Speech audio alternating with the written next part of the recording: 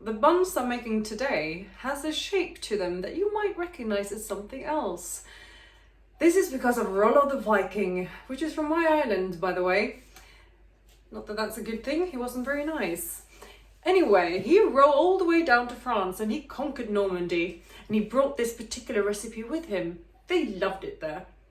However, the French never quite liked the idea of a small little country coming there and just taking whatever we pleased. So they wouldn't even let us have our horn. Sorry, I just needed a minute, because the French took this and they made it into their own little thing, calling it a croissant or croissant or croissant. I don't know how to say it even, and it was ours. Okay, I get carried away. That's not a true story even. I just made that up. But a bit of fake news every now and then, just if enough people say it, then become kind of a truth. No? So what I'm going to make today is horn. They look like croissants, but they're nothing like croissants. These have a normal kind of dough, not all this butter and the flaky flakes that a croissant have. They're really doughy and lovely, and you can fill them with all your favorites, or you can have them very plain and just put toppings on when they're done. So I think we could start making them, because they are so good. Everything I make is just so good. I don't know why. The horns I'm showing you today, you can make them with only fine flour if you like. Today I'm going to show you the more everyday recipe where I use half of it with wholemeal. So I start off with a bowl containing 250 grams of fine flour and 250 grams of wholemeal. In there, I like to add dry yeast. A lot of people like to bake with fresh yeast, but I find it a little bit more trickier to bake with. And it's a bit like cheating, but it is easier.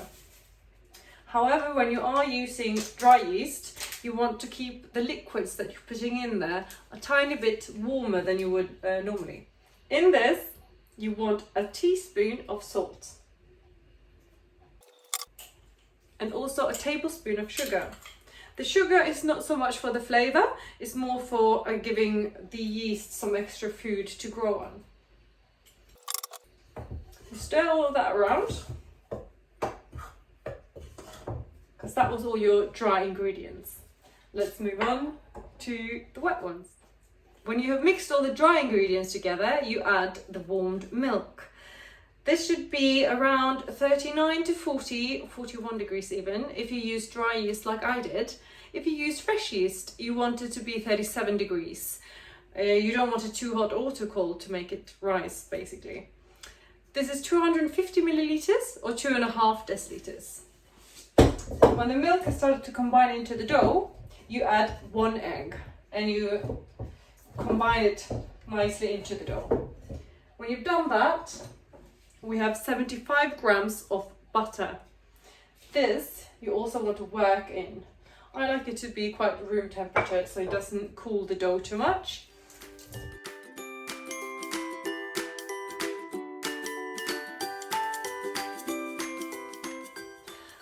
I am not going to show you all of the kneading, even with time lapse on it would take too long. But I'm going to explain to you how important it is that you do this step.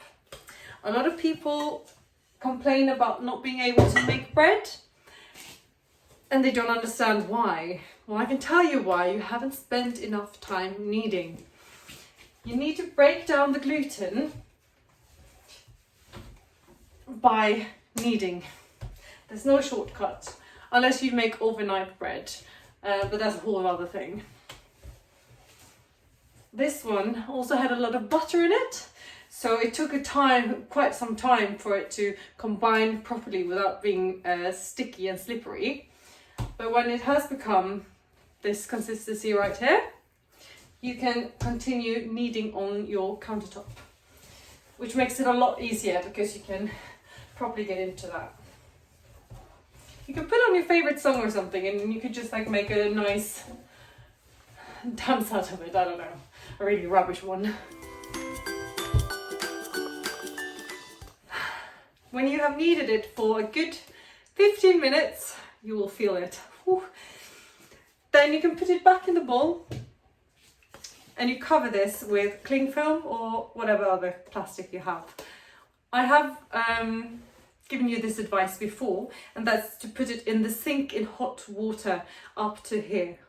And you cover your whole sink with a bin bag, which is what I prefer using, and you let it steam under there for 45 minutes to an hour.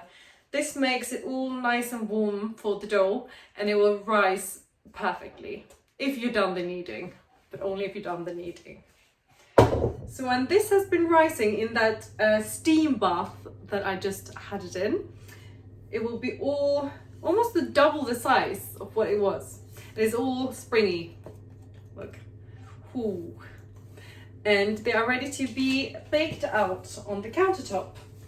This is when we make the horn, or horn. Yeah, it's like horns. It looks like ram's horns, you know, like a croissant, but it's not a croissant. I told you it's not a croissant. You divide it into 2 equal-sized balls, and you need a little bit longer. And this is when you start making them.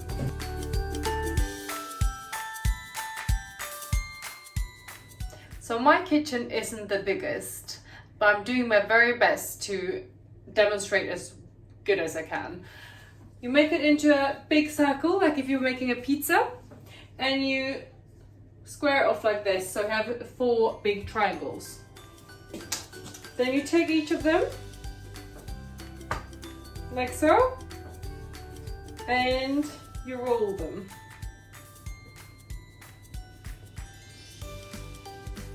And then you bend them, like so. Very easy. After this, I'm also going to show you some filled with cheese. Again, make it 4 triangles. And put some grated cheese on the wide part, like so. Easy.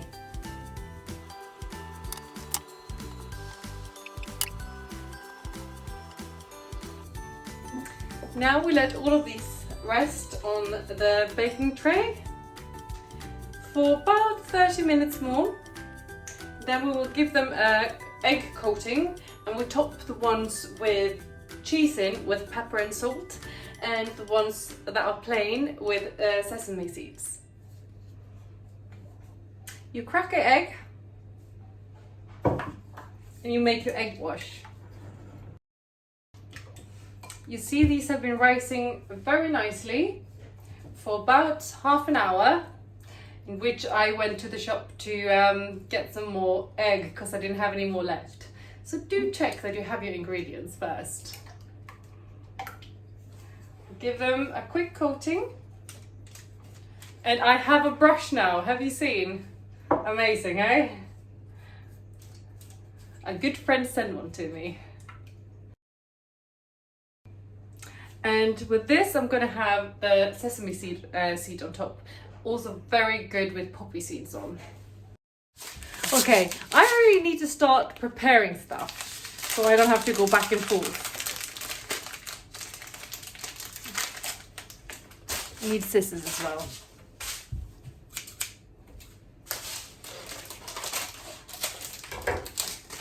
So you just sprinkle some sesame seed on top, like so.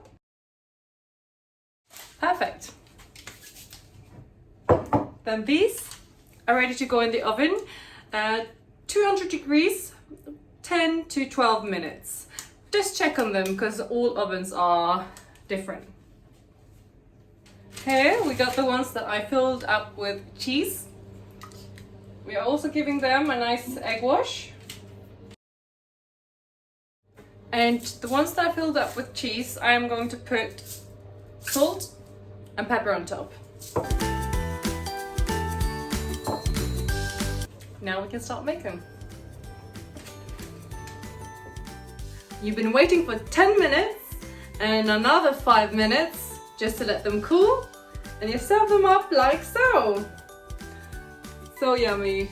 Well, it would be if it wasn't for the fact that I don't like ham, but ham and cheese and butter for a savoury person. For me, I already had a bite because I couldn't wait, but it was so good. I'm having jam on mine with a bit of cheese. Unfortunately, I only have this cheddar cheese that they have here in Britain. I would have liked my mild, beautiful white cheese that we have in Norway, which tastes of nothing, but I like that taste because then you can really appreciate the jam.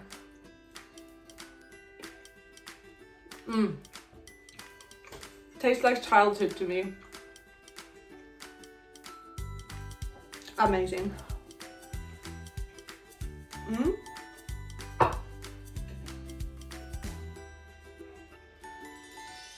Then we have these that we put the pepper and cracked salt and are filled with cheese. These are perfect for any soup or as an accessory to anything you're serving, really. Mostly soup or salad. I don't know, what else do you have bread with?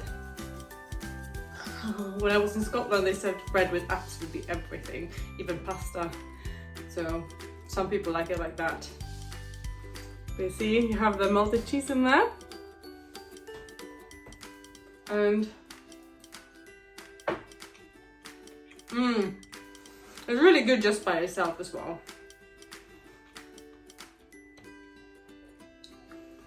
But also very good with soup. Winning! Everyone should make this.